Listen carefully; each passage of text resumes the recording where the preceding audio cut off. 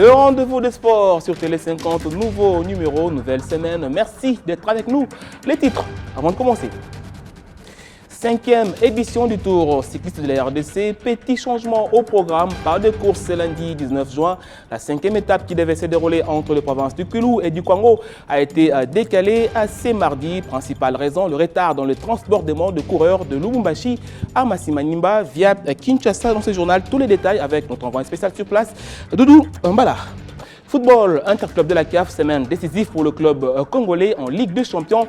Le club n'a plus de droit à l'erreur pour espérer une qualification au prochain tour. Les Dauphins Noirs sont dans l'impératif de gagner tout le match de la manche retour, dont le premier se joue ce mardi contre Saint-Georges. Pendant ce temps, en Coupe de la Confédération, objectif en maintenir les cap pour le tout-puissant Mazembe qui sera en déplacement en Afrique du Sud.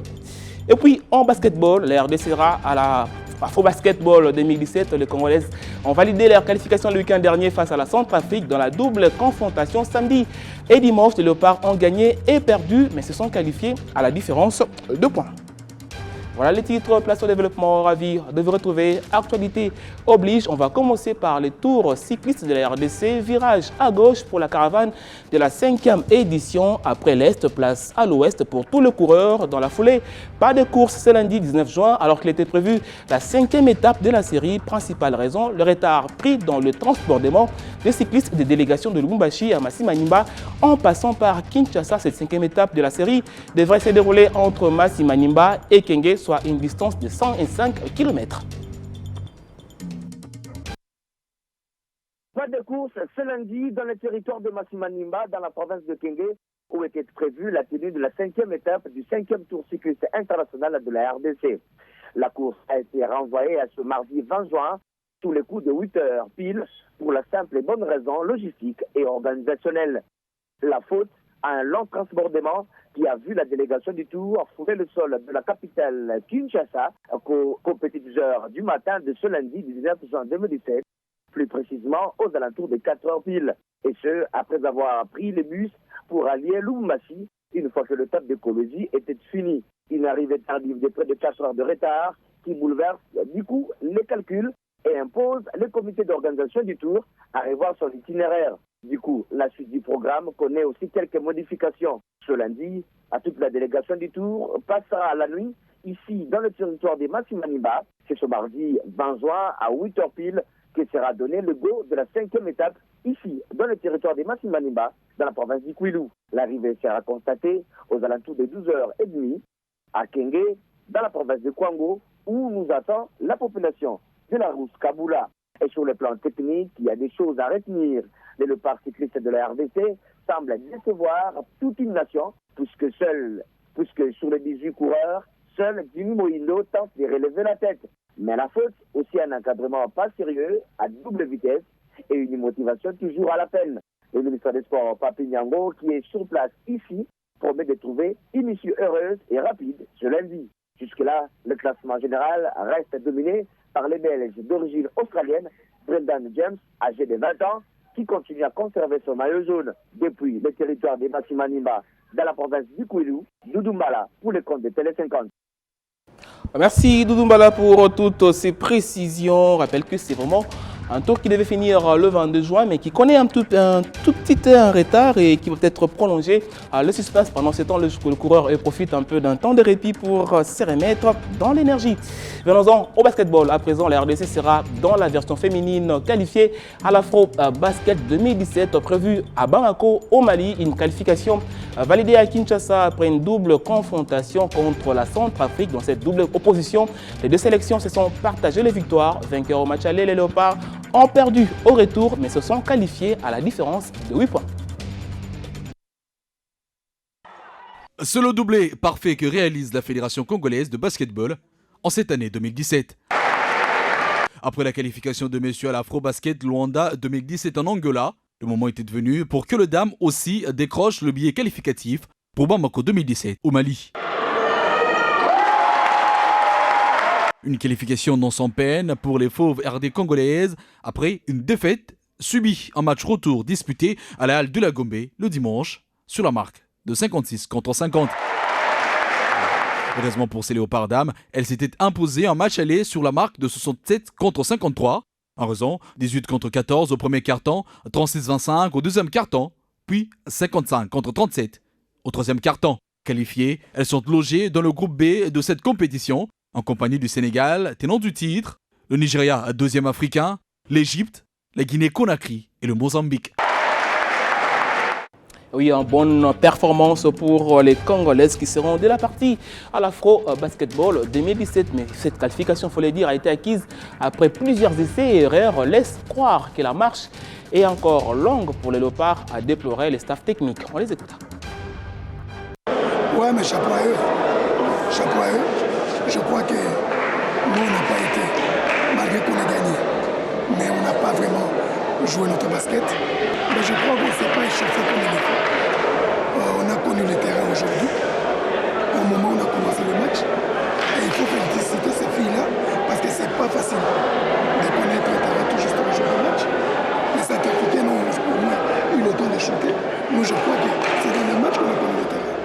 Donc on va régler beaucoup de choses. Déjà, notre victoire était vraiment importante. Donc comme on a gagné, c'est le plus dur, c'est le plus essentiel. Donc on a gagné et puis voilà. Je pense que pour demain, ça sera notre qualification et on va travailler par rapport. Voilà, du football à présent, Interclub de la CAF place à la phase retour. À présent, elle sera ultra décisif pour le 2 rescapé congolais en Ligue des Champions. L'SV Club n'a pas de droit à l'erreur. Les Dauphins Noirs qui ont 0 points sont dans l'obligation de remporter tous les matchs de la phase retour pour espérer se qualifier en quart de finale. Et l'opération Remontada au classement commence ce mardi 20 juin à Kinshasa où les Quinois reçoivent Saint-Georges de l'Éthiopie. Et le mot d'ordre est clair pour Florent Ibenge et sa troupe, la victoire, rien que la victoire. On va revenir en tout cas sur le match de la 3e journée entre ces deux clubs. C'était en Éthiopie où le club est allé s'incliner par un marque de 1-0. La barre de la manche alliée de la phase de poule de Ligue des Champions était trop haute pour la SV Club de la RDC et qui aligne sa 3e défaite en autant de sorties. Une nouvelle défaite et comme toujours la faute est à la défense très amorphe qui en 3 matchs a encaissé 7 buts. Le dernier c'était au cours de cette confrontation temps capital pour les Moscovites face à Saint-Georges d'Éthiopie. En manque de temps de jeu et revenant d'une blessure, Padobo Punga sera la pierre d'achoppement de Vert et Noir et qui ont tenu 60 minutes avant de s'effondrer. Ils se sont inclinés certes, mais les Dauphins Noirs pourront remercier la main ferme d'un homme. Et c'est latéral qui impose sa marque, Glodingonda. Annoncé comme la ligne offensive la plus vivoltante du groupe, l'attaque des Verts et Noirs n'est qu'auteur des ratés. 1-0, la qualification s'éloigne du club de la capitale avec 0,5. Dans une opération commando pour la survie en Afrique. Pendant 7 ans à la Coupe de la Confédération, le tout-puissant Mazembe a encore le contrôle de la situation.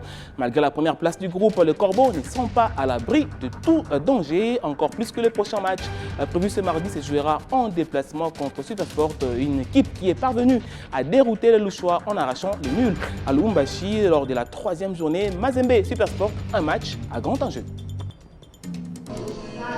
C'est pour une victoire que le tout-puissant Mazembe s'est rendu en Afrique du Sud pour y livrer un match comptant pour la 4e journée de la phase de poule de la Coupe de la Confédération. Détenteur du titre, ces Corbeaux louchois sont 22 à avoir effectué ses déplacements pour y affronter Supersport, cet adversaire qu'il a rencontré en nul de 2 buts partout, alors que le poulain de Pamphile Miayo était largement en tête. Ce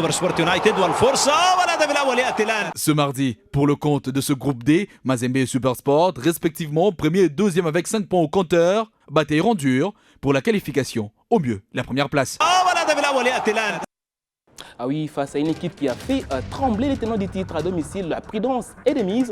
Il va falloir donc rester concentré et discipliné afin de ramener une victoire à domicile. Voilà ce que propose Daniel Simbi, représentant du club à Kinshasa. On l'écoute. C'est une manche retour qui est de tous les dangers. De tous les dangers parce que le moindre faux pas risque de vous condamner. Nous jouons malheureusement 2 fois à l'extérieur et 1 fois à domicile. Donc pour nous, le match de demain, c'est déjà un match de qualification. Nous devons tout faire pour arracher les 3 points à l'extérieur. Mais quand on tient compte de l'Afrique du Sud, du moins de Supersport, je pense que notre objectif, à part gagner le match, c'est au moins ne pas le perdre. Donc Mazembe va jouer avec ce mental. Tout est encore à jouer. On est 3 à avoir le même nombre de points. Donc on est 3 à avoir les mêmes chances de qualification. Or, il n'y a que 2 places. Donc je pense que pour Mazembe, nous sommes détenteurs du titre, nous devons le prouver. Nous devons le prouver en évitant d'être éliminés à ce niveau pour aller défendre notre titre en finale. L'année passée, Mazembe avait un défaut. C'était celui, enfin même 2. Chaque fois que Mazembe marquait, dans les minutes qui suivaient, la déconcentration était au rendez-vous, risque d'être rattrapé au score. Et dans les dernières minutes, souvent Mazembe encaissait des buts. Mais cette fois-ci, quand vous voyez effectivement, même à Kinshasa, contre le Dering, que je crois que de ce côté-là, l'entraîneur a tiré les leçons pour savoir comment conserver un résultat. Donc Mazembe, c'est aussi une équipe qui sait voyager à l'extérieur. Donc de ce côté-là, attendons d'abord le match de demain. Je crois que dès qu'on aura vu le résultat que Mazembe fera demain, nous pouvons déjà commencer à tirer certaines conclusions. Daniel Simbi, représentant du club Tout-Puissant Mazembe dans la capitale à Kinshasa. Un mot du championnat national, la division 1, avant de finir le play-off, ont atteint les derniers virages et la course au titre s'annonce de plus en plus passionnante et palpitante.